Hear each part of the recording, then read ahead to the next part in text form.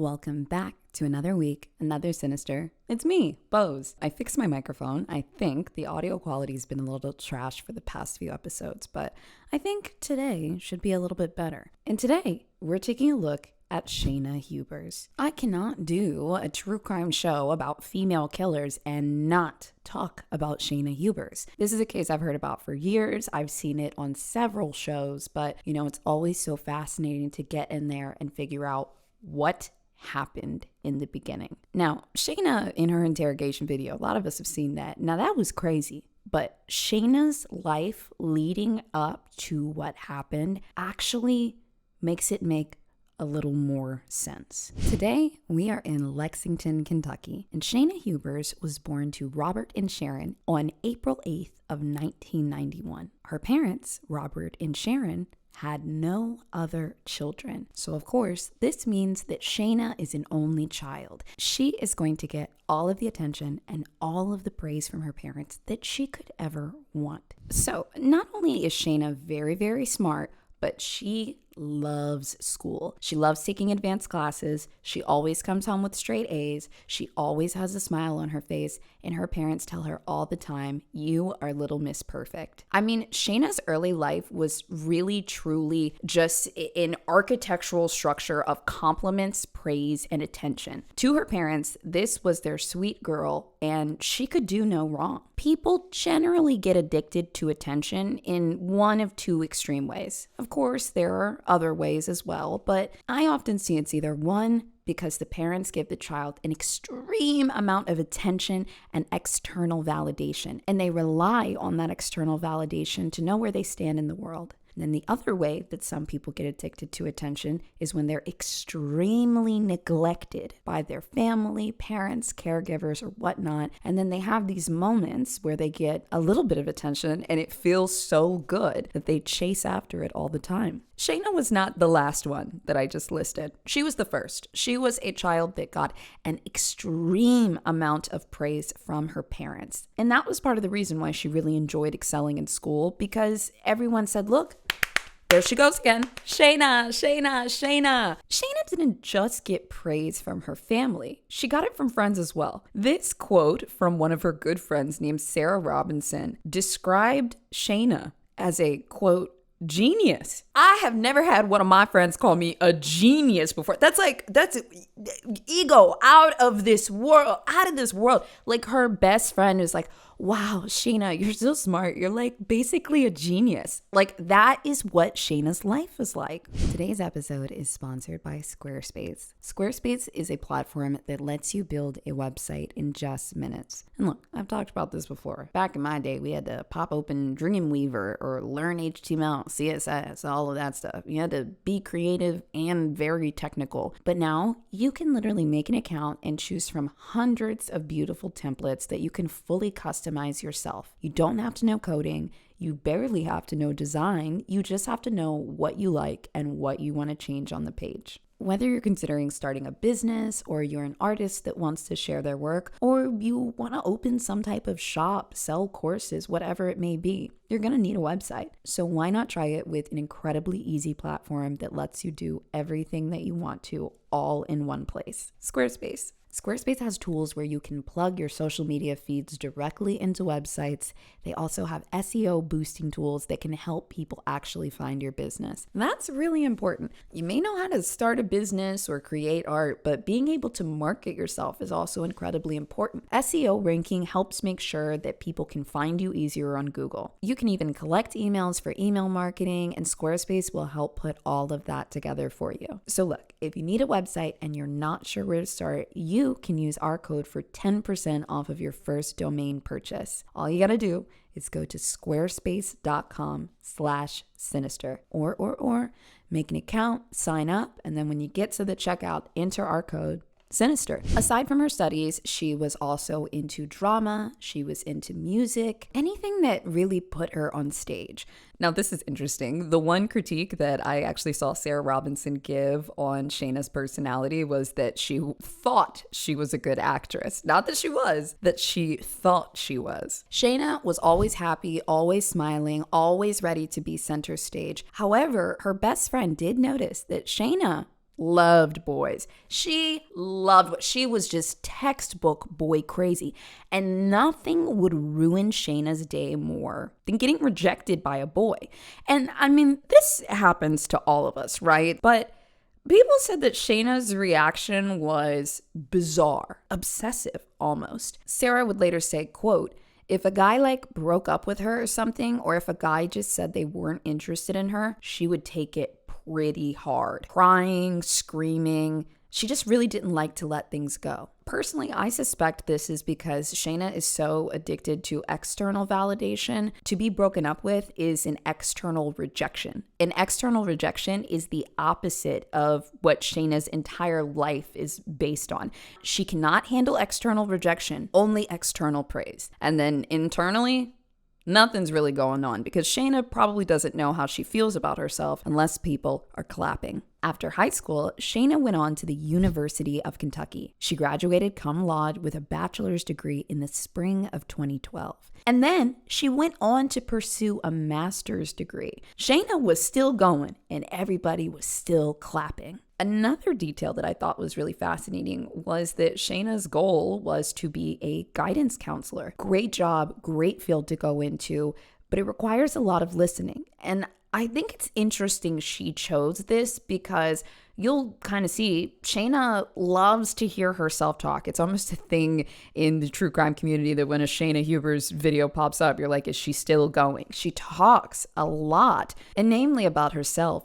So I, find it a little interesting and also a little bit of a bummer that, she would have gone into a career as a guidance counselor. I don't know if Shayna is who you want to be talking to after you've had a really bad day, but we'll get there. So Shayna's in college, and in March of 2011, she gets this random Facebook request.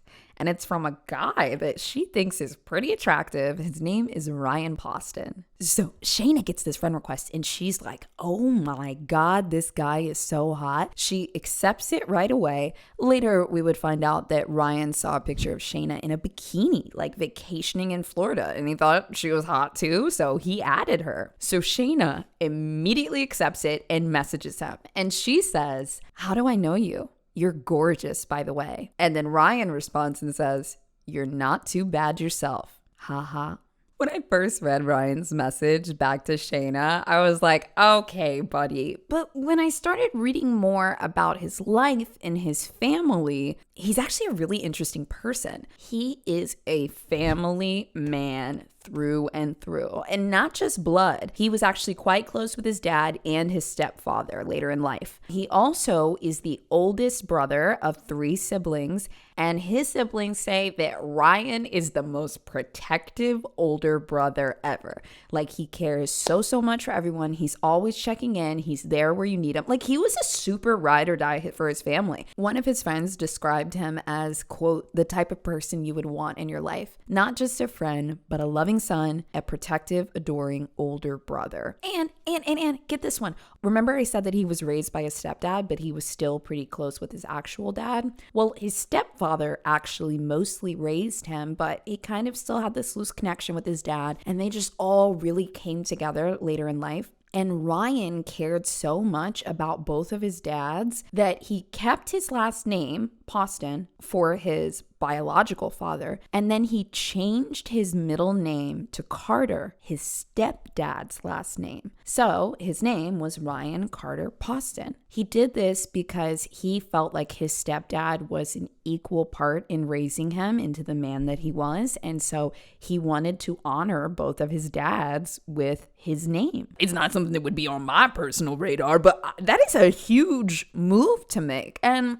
honestly, I think it's very sweet. So as we're going through this story, I tell you guys everything very transparently. Some of you guys might be like, oh my God, he was a player. He liked girls, da da da da. But I just want you to remember that people are multifaceted. And one thing that I just really like about Ryan is how much he cares about his family. I think that's really, really sick. As somebody that's not super close with my own family, just knowing that there are people that are ride or dies for their siblings, or they give their stepfather so much respect for being there when he maybe felt like he didn't have to give as much as he did. I think that says so much about him. So speaking of all the multifaceted sides of Ryan, he also, like Shayna, was incredibly smart. Get this. So he studied at the International School of Manila in the Philippines, and then he graduated from Geneva in Switzerland. He was all over the place collecting studies. And afterwards, he had a triple major in political science, history, and geography at the Indiana University. Ryan had a deep passion for the law and justice. His grandfather and his uncle were both very successful attorneys, and he was digging his heels in. After a couple of years, Ryan not only becomes a practicing attorney, but his specialty is he likes to take on cases for people that have limited resources. I think the other thing too is, this really makes me sad because it sounds like Ryan was doing really important work. So anyways, Ryan and Shayna meet each other. Now, there's a bit of an age gap. Shayna is 19 at the time and Ryan is 28. But little did Shayna know that Ryan had just gotten out of a very, very serious relationship. So, was he taking Shayna seriously? Was she just a rebound? Was she just somebody that he thought was attractive? I don't know. But when they actually hung out, they got along quite well. Ryan thought that she was smart, she was charismatic, she was beautiful, and she thought the same of him. In the early stages, Shayna is loving this. She also loves the attention that they get from them being an attractive couple. She would make comments on it all the time. Look how hot we are. Oh my God, we look so good together. She loved being out in public with Ryan. Ryan was kind of not feeling the relationship as much as Shayna. He felt like she was super young. He couldn't always connect with her, and he felt like she was more into this than he was. He still wanted to remain cool with her, and he didn't want to hurt her, so Ryan tried to let Shayna down easy. Ryan would talk to his friends about this all the time. Somebody said that Ryan really felt like it was his duty to let her down easy, but, still kind of stay as a person in her life. And he didn't want to make her sad. The interesting thing was, Shayna didn't really notice that Ryan was pulling away. I mean, maybe she did, but she didn't care. She just continued to inch in closer and closer and closer. I don't just mean double texting him or calling him when they haven't spoken that day or something. Shayna was showing up at his house 3 times a day. On more than one occasion, Shayna got inside of Ryan's apartment and would strip down nude and lay on his couch and wait for him to come home. I once again want to reiterate, this happened more than once. Ryan wasn't quite at the point of asking Shayna to leave or to stop doing things. He was a little scared of her. He tried to pull back. He tried to set some soft boundaries, but for people that are boundary violators or people that are desperately seeking attention, soft boundaries will not work. But Ryan cared about her and he wanted to be kind. Shayna took advantage of that. Anytime he would express discomfort, she would fire back by getting upset herself and forcing him to coddle her emotions. Ryan always felt really bad that he was hurting Shayna, so whenever she would have these outbursts, he would back down on whatever his position was and take care of her, which is exactly what she wanted. And this went on every single day. Ryan didn't really know what to do. Shayna's obsession begins to grow. She goes from sending 20 or 30 unanswered text messages a day to sending upwards of 100 messages per day. In one particular instance of a day where she sent over 100 messages, Ryan finally responded and said, quote, "I'm not reading any of these. Stop." Then he would text her things like, quote, "I'm turning off my phone and I'm padlocking the door." I just want to mention, this is not a critique of Ryan, but just to reflect on what I said before about setting hard boundaries with these people. Saying something like, "I'm not reading any of these, stop," actually presents sometimes as a challenge to people, and it's actually a bit of an emotional response. When you're dealing with somebody like this, you want to use a little method. It's called gray rocking. It's where you're dealing with a high conflict person or a high conflict attention seeker that is looking for emotion from you. They feed off of your emotion. If you gray rock them, this makes you boring. You basically are pretending to be a gray rock. For people that are fueled by power struggles and social dynamics, this is very boring for them. And if you act completely unemotional and set firm boundaries without inserting the emotion, they will eventually probably get bored and go away. Now, once again, I want to repeat, that is not a critique of Ryan, but rather if you were in this situation, I just wanted to hand over that tool. A boring response is, I'm not sure how to respond to this. I need time to process. I need space at this moment. Just anything non-emotional, soft, gray rock. And also I want to mention, because I know some of you guys are in here, some of you are the people that have to be the gray rock. And some of you are more like Shayna. And you probably know that if someone were to respond to you with short, boring responses, you would go away. This episode is sponsored by IQ Bar. I love the IQ Joe. I love the IQ mix. And hey, if you need something to snack on, don't forget about the IQ bar. But can I just talk about the IQ Joe for a minute? It's their instant coffee mix. You know what I like about this is it's jitter free. As I get older, regular coffee kind of makes me feel a little bit anxious, but their IQ Joe has magnesium and lion's mane in it, which makes the caffeine just a little bit smoother and less jumpy. I need that. And the best part is all you got to do is mix it with a bit of hot water. I also love the IQ Mix. It's a hydration booster. You can have it after a night of partying, or maybe it's after a heavy workout. The cool thing is that IQ Bar has all of these different products and you can order them together. So you'll have a couple of your IQ Joes for when you need them, or you'll have a couple of your IQ Mixes for whenever you need them. Ooh, and don't even get me started on all the different flavors. Passion fruit, pina colada, lemon lime, and don't forget about the berry pomegranate. That's my favorite one. I like the berry pomegranate. Also, they've got different flavors for the coffee, whether you just like a regular one or toasted hazelnut. It's always fun choosing what flavor you're in the mood for. You know, for me, the same cup of black coffee gets a little boring every day, so being able to mix it up with different flavors is fun. And of course, you already know I've got a discount code for you. It's 20% off. So if you guys want to give it a shot and try their IQ bars, the IQ Joe, or the IQ Hydration Mix, all you got to do to get your 20% off is go to eatiqbar.com and use the code 20Sinister. See? Easy. And also, that's a pretty good deal. You know, it's not often we have a 20% off coupon. Some of Ryan's friends talked about these crazy interactions. One of them was a lady named Allie Wagner. She said that, I think Shayna had a goal in the beginning to make him settle down with her. And then when she wasn't becoming successful, that became a problem. Shayna cannot handle rejection because she cannot handle not being Miss Perfect. She just thinks if she can get in and change the result, then she'll feel better about herself. And also, she's obsessed with Ryan. Now, this friend Allie and Ryan were very close. Ryan one day sent her a message that said, Shayna is literally probably the craziest fucking person I have ever met. She almost scares me. But of course, Shayna continues. Every single day, Ryan has to deal with the fear that Shayna might show up at the apartment. Shayna might start sending him a barrage of text messages. Shayna might call his friends or family. Anything to get Ryan's attention on her, good or bad. When someone is this obsessed with you, they don't care if it's positive attention or negative attention.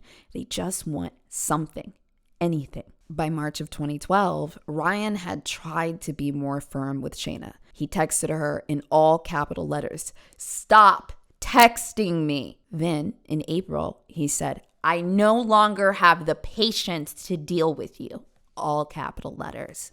But Shayna was spiraling out of control, and Ryan didn't know how to cut her off without making her angry. You guys aren't going to believe this, but it is now October, and Shayna and Ryan have still been going back and forth. Her being wild actually started around March, April. This went all the way until October. It's a very dramatic relationship. Shayna is always expressing how hurt she is to friends and family, and then Ryan keeps entertaining her, whether this was because maybe he still had some feelings for her or he was just afraid of her and felt like I need to keep her at arm's length to keep an eye on her. I'm not really sure, but they were still doing this dance. Now, on October 12th, Ryan had a date with another woman, but the day before, on October 11th, he decides to hang out with Shayna at her mom Sharon's house. Everything's fine. They just hang out with Shayna's mom, watch a little TV, eat a little. And Ryan's like, okay, all right, guys, I'm going to head out. I think some people wonder, why was Ryan hanging out at her house the day before this date? Personally, I think it's because he wanted the date to go smoothly and he just wanted to, keep Shayna at bay and then go off and do his thing the next day. I also just want to reiterate again, it's pretty hard for men to get out of these situations, especially when the aggressor is like a small woman and you're a big guy, because they're like, nothing's gonna happen. Like, why are you scared of her? But do you remember the Vegas Bray story? So it's October 12th and Ryan is getting ready for his date.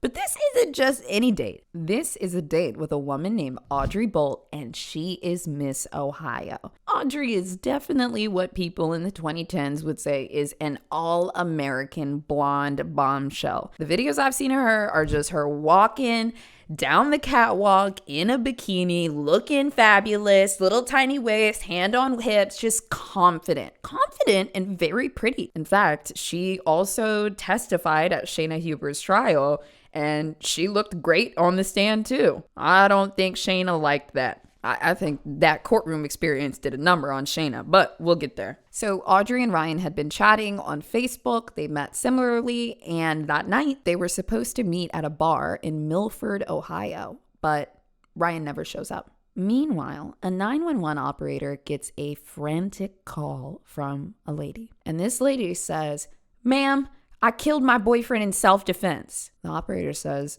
"What did you kill him with?" And she said, "A gun. A loaded gun in the house." This caller was Shayna Hubers, and she was talking about Ryan, who lay dead in front of her. The operator asked, "Okay, and how long since you shot him?" And Shayna said, "I don't know, 15 or 10 minutes. Not even that long." Shayna asked the operator, "Ma'am, are they going to arrest me?" And she told her, "I don't know what they're going to do, but just stay on the line until the police get there." When the police arrived, this did not seem like self-defense. Ryan had been shot 6 times: the back, the torso, and the face. Being shot in the back is immediately a red flag to police because, somebody's charging at you 9 times out of 10. There's no way they're going to get shot in the back.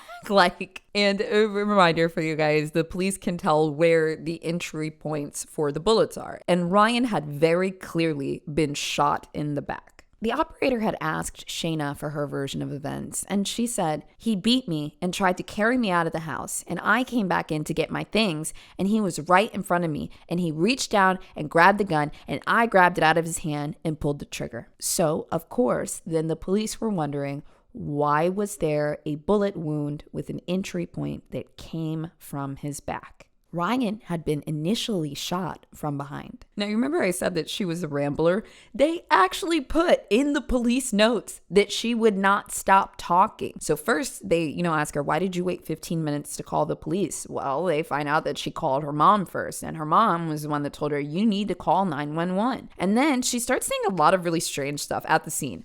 She was saying stuff like, "He's pulled guns on me as jokes before, and I shot him in self-defense because he's done stuff where I've hit my head on a headboard, and I could have died." And later, in what the police noted was a, quote, one-sided conversation, she told an officer that Ryan had been yelling at her, he was calling her a fucking hillbilly, and this was the point where she saw the gun and just grabbed it. She then said, and I'm just going to read this whole block of text because this is what the officers experienced. "I was so out of it. I was like, it's in self-defense, but I killed him. And can you come to the scene? I was raised really, really Christian, and murder's a sin. Also, I don't know if anyone's ever going to want to marry me if they know that I killed a boyfriend in self-defense.